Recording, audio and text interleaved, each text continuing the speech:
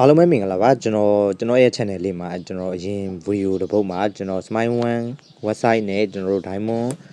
ကျွန်တော်တို့ရောင်းနည်းကို Mobile Legends Diamond ရောင်းနည်းကိုကျွန်တော်တင်ပေးခဲ့တယ်ဆိုတော့အဲ့ဒီ video လေးမှာကိုကျွန်တော်ကတဆင့်ချင်းအသေးစိတ်ကိုကျွန်တော်ပြပြပေးခဲ့တယ်ဒါပေမဲ့ကျွန်တော်ကို border ရလာပြီးတော့မေးနေကြတယ်ကျွန်တော်တို့ဒီအမြတ်ကဘယ်လိုတွေ့ရမလဲအရင်ကဘယ်လိုတွေ့ရမလဲပြီးတော့ကျွန်တော်ဈေးနှုန်းတွက်နည်းတွေပေါ့ဗျအဲ့ဒါတွေကိုကျွန်တော်တို့အမြဲတမ်းပဲကျွန်တော် Telegram မှာလာမေးကြတယ်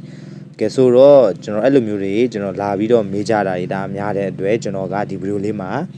ဒီ Smile Coin ဈေးတွက်နည်းနဲ့ပတ်သက်တာအကုန်လုံးကိုကျွန်တော်ကဒီဗီဒီယိုလေးမှာအသေးစိတ်တိတိကျကျလေးကိုပြောပြပြီးတော့မှာဖြစ်တယ်ဆိုတော့ဒီဈေးတွက်နည်းနဲ့ပတ်သက်ပြီးမရှင်းဘူးမသိဘူးဆိုရင်ကျွန်တော်ဒီဗီဒီယိုလေးကိုအဆုံးထိကြည့်ရှုသွားပါအဆုံးထိကြည့်လိုက်ရင်တော့ကျွန်တော်လုံးဝကိုအကုန်လုံးဈေးတွက်နည်းတွေကျွန်တော်တိသွားမှာဆိုတာသိကြပါတယ်ကဲဆိုတော့စလိုက်အောင်ကျွန်တော်ပထမဆုံးအနေနဲ့ကျွန်တော်တို့ကဒီဘာကျွန်တော်ပြောပြမလဲဆိုရင်ပထမဆုံးအနေနဲ့ကျွန်တော်တို့ Smile ကုတ်တန်ဘိုးကိုကျွန်တော်တို့ကဒီ Smile ကုတ်တန်ဘိုးကကျွန်တော်တို့9200နဲ့ဝယ်ရတယ်ဆိုပါစို့ကျွန်တော်တို့အခုယခုလက်ရှိ9200နဲ့ဝယ်ရတယ်ဆိုရင်ကျွန်တော် 1K ကုတ်ကို9200နဲ့ဝယ်ရတယ်ဆိုရင်ကျွန်တော်တို့တကွန်ရဲ့တန်ဘိုးကိုကျွန်တော်တို့ကလိုချင်ရင်ဘယ်လိုလုပ်ရမလဲဆိုတော့ကျွန်တော်တို့ဒီတန်ဘိုးကိုဒီကျွန်တော်တို့ coin အရေအတွက်နဲ့စားရမှာဖြစ်တယ်ဆိုတော့ဒီမှာကျွန်တော်တို့ကဒီ 1K ကုတ်ကို9200နဲ့ဝယ်ရတယ်ဆိုရင်ကျွန်တော်တို့ကဒီ 1K ကုတ်မှာက1000 coin ပါတယ်ဆိုတော့ကျွန်တော်တို့ဒီတကွန်ရဲ့တန်ဘိုးကိုလိုချင်ရင်ဘယ်လိုလုပ်ရမလဲဆိုရင်ကျွန်တော်တို့ဝယ်ရတဲ့ဈေး2000ကိုဒီကျွန်တော်တို့ဒီအရေအတွက်1000နဲ့စားရမှာဖြစ်တယ်ဆိုတော့1000နဲ့စားလိုက်မယ်ဒါဆိုရင်ဒီမှာကျွန်တော်တို့82ဒါဆိုရင်တော့တကွန်ရဲ့တန်ဖိုးက82ကျပ်ရမှာဖြစ်တယ်ဆိုတော့အဲ့လိုပဲကျွန်တော်တို့9300ထားပါတော့9300ကို9300နဲ့ဝယ်ရတယ်ဆိုရင်ကျွန်တော်တို့ဒီ1000နဲ့စားလိုက်မယ်ကျွန်တော်တို့ကတန်ဖိုးက coin တန်ဖိုးက1000ဆိုတော့1000နဲ့စားလိုက်မယ်ဒါဆိုရင်83ကျပ်ရမှာဖြစ်တယ်ဆိုတော့ကျွန်တော်တို့က300ကုတ်ကိုကျွန်တော်ဈေးတွက်ချင်တယ်ဆိုရင်လည်းဒီနေ့တိုင်းပဲကျွန်တော်တို့ဝယ်ရတာက300ကုတ်ကိုဥပမာကျွန်တော်တို့2100ဆိုရင်ဥပမာ2200ပဲထားပါတော့ကျွန်တော်တို့2200ဆိုရင်ကျွန်တော်လက်ကွန်ရဲ့တန်ဖိုးကိုလိုချင်ရင်ဘာလဲဘယ်လိုလုပ်ရမလဲဆိုရင်ကျွန်တော်တို့ဒီတန်ဖိုးကိုဒီကျွန်တော်တို့အရေးအတွက်နဲ့စားရမှာအဲ့ဒီတော့ကျွန်တော်တို့ကဒီမှာ2200ကိုအစားကျွန်တော်အရေးအတွက်ကဘယ်လောက်လဲဆိုတော့ကျွန်တော်တို့ဒီ300ကုတ်မှာကျွန်တော်တို့ coin 300ပါတာဖြစ်တယ်ဆိုတော့ဒီမှာကျွန်တော်တို့က300နဲ့စားလိုက်မယ်စားလိုက်မယ်ဆိုရင် okay ဒီမှာကျွန်တော်တို့စားလိုက်မယ်ဆိုရင်ဒီမှာ83.3333ဆိုပြီးတော့ဒီလိုလေးရှိတယ်ကဲဒါလေးကတော့ကျွန်တော်တို့တကွန်ရဲ့တန်ဖိုးကိုလိုချင်တွဲရမယ်နီလန်းလေးပါကျွန်တော်လွယ်ပါတယ်ကျွန်တော်တို့300ကုတ်ကိုကျွန်တော်2200နဲ့ဝယ်ရတယ်ဆိုရင်ကျွန်တော်တန်ဖိုးကိုဒီအရေအတွက်နဲ့စားအဲ့ဒီတော့ကျွန်တော်2200ကို300နဲ့စားလိုက်ဒီမှာကျွန်တော်တို့တကွန်ရဲ့တန်ဖိုးကိုရလာမယ်ပြီးတော့ကျွန်တော်တို့ 1K ကုတ်ကို9300နဲ့ဝယ်ရတယ်ဆိုရင်လည်းကျွန်တော်တို့ဒီ9300ကို 1K 1000 coin နဲ့ကျွန်တော်1000နဲ့စားလိုက်ဒါဆိုရင်ကျွန်တော်83ကျပ်ရလိမ့်မယ်ဒါကတော့ကျွန်တော်တို့တကွန်ရဲ့တန်ဖိုးပေါ့ဗျာကဲဆိုတော့ဒီမှာကျွန်တော်တို့ coin တကွန်ရဲ့တန်ဖိုးကိုကျွန်တော်တို့တွက်နီးတော့တည်သွားပြီဆိုတော့ကျွန်တော်တို့ဒီ Smile One website ထဲမှာကျွန်တော်တို့ဈေးကြည့်နီးကိုကျွန်တော်တစ်ချက်ပြပေးမယ်ဆိုတော့ဒီမှာကျွန်တော်တို့ Smile One website ထဲကိုဝင်လိုက်မယ်Okay ဒီမှာကျွန်တော်တို့ Smile One website ထဲကိုရောက်လာပြီဒါဆိုရင်ကျွန်တော်ကအခုအရင်တွက်နီးကိုကျွန်တော်ပြပေးမှာဖြစ်တယ်ကဲဆိုတော့ကျွန်တော်တို့ကဒီမှာဒီကျွန်တော်တို့က Brazil ကို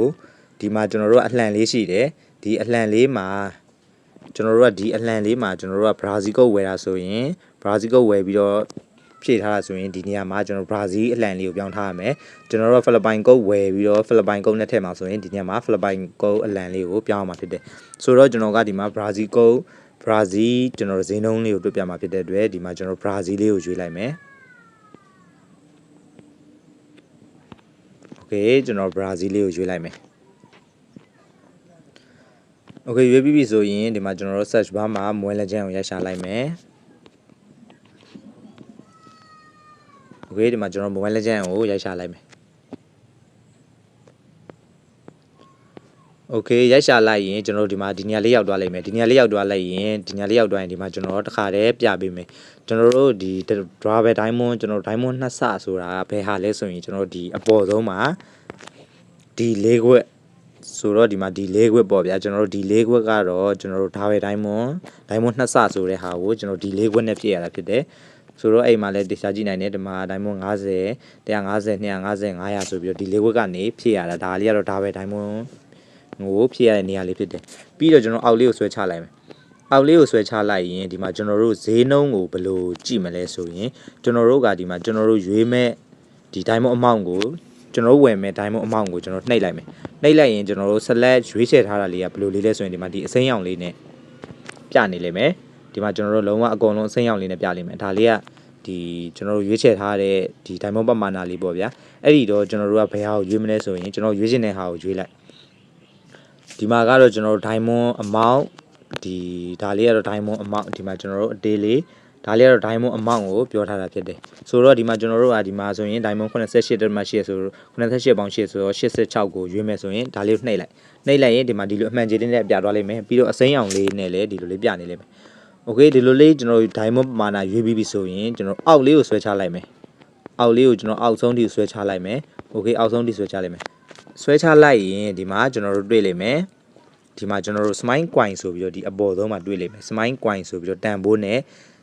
့ဒီလိုလေးတွေ့လိမ့်မယ်အဲ့တန်ဖိုးနဲ့ကိုမှဒီမှာကျွန်တော်တို့အပေါ်ဆုံးမှာ61.5ဆိုပြီးတော့တွေ့လိမ့်မယ်ဒါဆိုရင်ကျွန်တော်တို့က smile coin နဲ့ပေးချင်ရင်ဘယ်လောက်လဲဆိုတော့ကျွန်တော်တို့61.5ကြတ်တယ်မယ်ဆိုပြီးတော့သူကပြထားတာဖြစ်တယ်ဆိုတော့ကျွန်တော်တို့ကဒါကိုမြန်မာငွေဈေးနဲ့တွက်မယ်ဆိုရင်ဘယ်လိုတွက်ရမလဲဆိုရင်ဒီမှာကျွန်တော်တို့61.5ခုနကတော့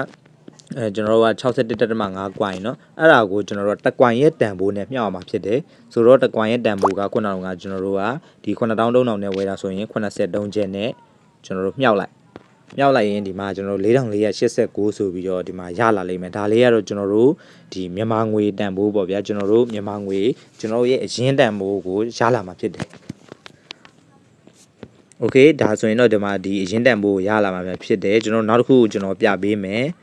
ဥပမာဒီမှာကျွန်တော်ကဒီမှာ Diamond Weekly Pass ဆိုတာကတော့ဒီအောက်ဆုံးမှာပေါ့ဗျာဒီအောက်ဆုံးမှာကျွန်တော်တို့ Diamond Weekly Pass ဆိုတာလေးကိုတစ်ချက်ရွေးလိုက်မယ်โอเคရွေးလိုက်ရင်ဒီမှာကျွန်တော်တို့အစိမ်းရောင်လေးနဲ့ပြလာလိမ့်မယ်ပြပြီးပြီဆိုရင်ကျွန်တော်အောက်ဆုံးကိုဆွဲချမယ်ဆွဲချပြီးတော့ဒီမှာကျွန်တော်တို့ခုနအတိုင်းပဲဒီမှာကျွန်တော်တို့ Smile Coin ဆိုတာလေးကိုတစ်ချက်ကြည့်ရမယ်အဲ့ဒီမှာကျွန်တော်အပေါ်ဆုံးမှာ86ဆိုတာလေးပြနေတယ်အဲ့တော့ကျွန်တော်တို့ weekly pass ကိုကျွန်တော်တို့ smile coin 86ကုန်မယ်ဆိုတာလေးကိုသူပြထားတာဖြစ်တယ်အဲ့ဒီတော့ကျွန်တော်တို့မြန်မာငွေရချင်ရင်ထုံးစံတိုင်းပဲကျွန်တော်တို့ smile coin တန်ဖိုးကsmile coin သူခုနကတော့ကြက်တဲ့မဲ့ပမာဏ86ကိုကျွန်တော်တို့ smile coin တစ် coin ရဲ့တန်ဖိုးနဲ့မျှအောင်ပါ83โอเคဒါဆိုရင်တော့ဒီမှာကျွန်တော်တို့9548ဒါကတော့ကျွန်တော်တို့ရဲ့အရင်းတန်ဖိုးကိုရလာမှာဖြစ်တယ်ဆိုတော့ဒီနေ့တိုင်းပဲကျွန်တော်တို့နားလည်မယ်လို့ထင်တယ်ဒီမှာဘယ်ပမာဏကိုပဲကျွန်တော်တို့ကရွေဥမာကျွန်တော်တို့ကဒီမှာ Diamond 9940ဒါထားပါတော့ဒီမှာဥမာကျွန်တော်ဒီဟာကိုပဲရွေးတယ်ထားပါတော့ဒီအမြင့်ဆုံး9940ပေါင်း1548ဆိုတော့ရွေးထားပါတော့ဒါဆိုရင်လည်းဒီမှာကျွန်တော်တို့မြန်မာငွေတန်ဖိုးအရင်ကိုတွက်ကြည့်မယ်ဆိုရင်ဒီမှာ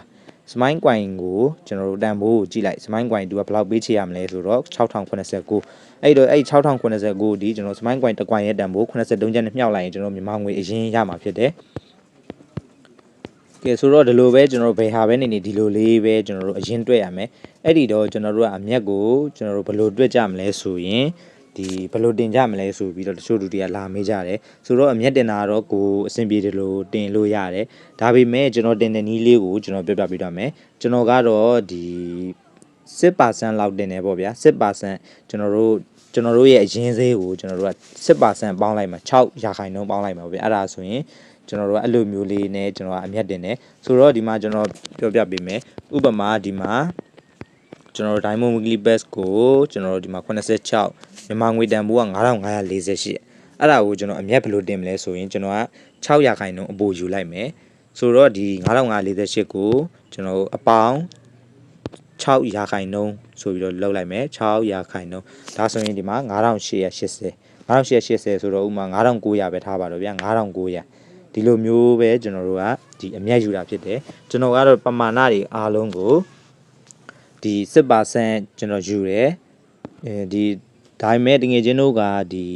ီတသိန်းအောက်ကို6%ယူပြီးတော့တသိန်းကျော်သွားရင်5% လောက်ယူတယ်ဆိုရင်ပို့ပြီးတော့အဆင်ပြေပါတယ်အဲ့ဒါလေးကတော့ပို့ပြီးတော့အဆင်ပြေတယ်ဆိုတော့ဒီမှာကျွန်တော်တို့ဒီတခြားဟာတွေကို တခြားပမာဏတွေကိုကျွန်တော်ဥမာဒါဝိုင်ဒိုင်းမွန်းကိုကျွန်တော်ရွေးလိုက်မယ်900ပေါင်65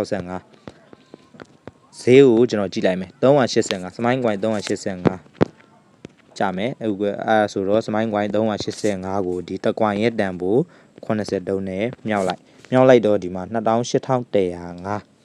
ကတော့အရင်ဈေးကိုရမှာဖြစ်တယ်အရင်ဈေးကျွန်တော်တို့အမျက်တွက်မယ်ဆိုရင်ခုနပြောသလိုပဲကျွန်တော်က 10% ယူတယ်ဆိုတော့ကျွန်တော် 10% ပေါင်းလိုက်မယ်တကယ်ကျွန်တော် 5% ယူရဆိုရင်လည်း 5% ကိုပေါင်းလိုက် 7% ယူရဆိုရင်လည်း 7% ကိုပေါင်းလိုက်အဲ့လိုပဲကျွန်တော်တို့ပေါင်းလို့ရတယ်ဆိုတော့ဒီမှာကျွန်တော်နီးတိုင်းပဲ 10% ပေါင်းလိုက်မယ်အဲ့ဒီဆိုတော့ကျွန်တော်အပေါင်းပြီးတော့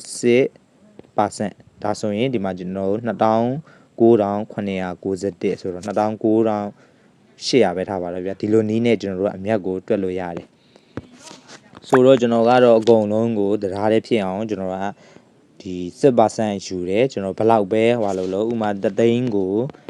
ကျွန်တော်တို့3သိန်းတန်ကို10% ဆိုရင်လည်း3သိန်းအပေါင်း10% နှိပ်လိုက်အဲ့တော့3သိန်းကို6000မြတ်တယ်ဒီလိုမျိုးနဲ့ပဲကျွန်တော်ကတော့ယူတာဖြစ်တယ်ကဲဆိုတော့ဒီလောက်ဆိုရင်ကျွန်တော်တို့အားလုံးပဲနားလည်ကြမယ်လို့ထင်တယ်ကျွန်တော်ခုပြောပြပေးသွားတာကဒီစမိုင်းကွိုင်းအရင်တွက်နီးတကွိုင်းတန်ဖိုးတွက်နီးပြီးတော့ကျွန်တော်တို့